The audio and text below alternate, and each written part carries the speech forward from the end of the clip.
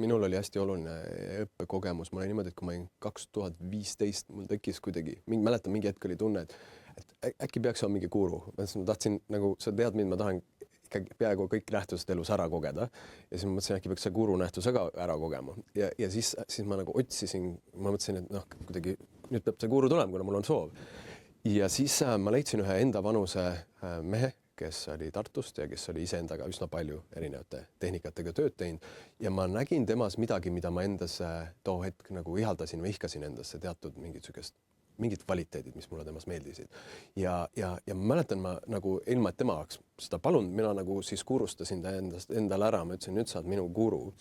Ja siis sellega tekkis kaasa see, et kuna me saime ka sõpradeks ja siis loomulikult aja jooksul sõbrana sa saad aru, et inimesel on igast efektid ja ma mäletan, et see oli väga keeruline mul vastu võtta, et keegi, kelle ma olen pedestaalile pannud, et mul oleks ideaal, mille suunas liikuda ja läbi ideaali nagu usk paremasse versiooni iseendast, näha, et selles inimeses on defektid.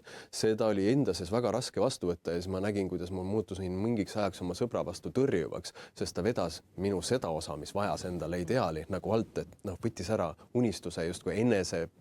Tema ei soovinud seal pedestaalil olla, aga seda oli vaja saada kogeda üks. Kusjuures sa kasutad väga huvitavat sõna defektid. Ja. Väga huvitav. Inimesel on defektid. Jah, minu peas, minu kriitiline meel ütleks.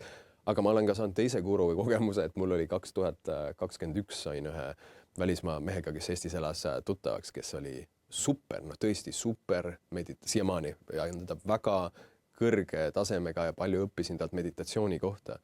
Aga kes oli hiljem, ma sain nagu aru läbi mingite lugude, mis ilmus inimese kohta välja, hästi nartsissistlik inimene, võib-olla isegi psühhopaatiliste omadustega. Ja siis see oli ka oluline kogemus. Ma mäletan, et kui ma taga tuttavaks sain, olin tema niisugusel esimesel 10-päevasel vaikuse laagris oma sõbraga, siis ma ütlesin sõbrale, kuna seal pidi vaikuses olema, aga ma ei suutnud õhtul, ma olin taga kahekesti ühes toas ja mõtlesin, mõtle, Rain, et mõtle, kuidas meil on vedanud, ma oleks nagu Jeesusega kokku saanud ja mul ikkagi oli nagu vaja tunda, et mina olen see eriline, kes on siin maa peal Jeesust kohanud, on ju nagu. Ja siis nagu selle mehe õppe mul oli ülitugev see, et ükskõik kui hea presentatsioon, ükskõik kui sügav, ükskõik mis, siis keegi ei ole nagu täiuslik.